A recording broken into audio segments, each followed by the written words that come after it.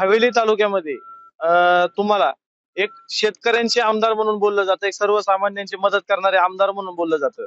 पण आता हवेलीमधील शेतकरी हे आत्ताच्या सध्याच्या अप्पर तहसीलदार यांच्या काही कामांमुळे नाराज आहे, दुखावलेला आहे. त्यांच्या नोंदी मोठ्या प्रमाणावर अडवलेल्या आहेत.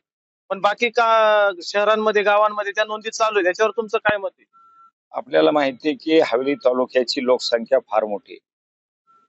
ती 35 लाखाच्या पुढे गेलेली आहे. म्हणजे महाराष्ट्रातील अनेक जिल्ह्यापेक्षा मोठी आहे. म्हणून आपण इथं तहसील विभाजन केलं आणि तिसरा आता तहसीलदार आपण त्या ठिकाणी नियुक्त केला. आता आपलं म्हणणं मी सातत्यानं आता मागणं मांडतोय की जे आता अप्पर तहसील आपण इथं केलंय ते कुठंतरी इथं या एरियात सुरू झालं पाहिजे. मग त्यासाठी प्रशासनात तात्पुरती भाड्याची किंवा होईना जागा मिळवली पाहिजे.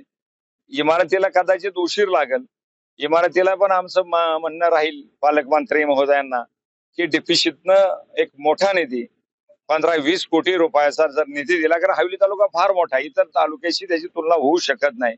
म्हणून 1 कोटी प्रशासनाच्या इथं त्यांच्या अंडर दिला गेला तर एक प्रशासकीय इमारत सुंदर होईल की तिथं सगळ्या प्रकारची खाती आपल्याला हवेलीची जे लोकांना हेल्पटे वेगवेगळ्या ठिकाणी मारावं लागतात ते सगळी खाती एका छताखाली आणता येईल. म्हणून ती आमची मागणी निश्चितपणे डीपीसी मध्ये पालकमंत्री महोदयांच्याकडे आमची राहणार आहे.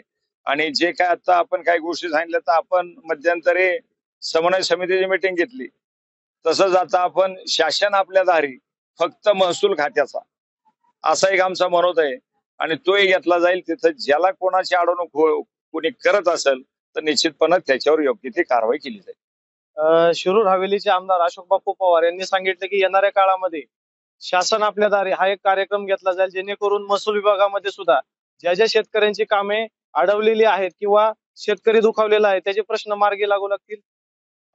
पुढील माहितीसाठी पात्रा सुदर्शन मराठी, अक्षय दोमाले, पुणे.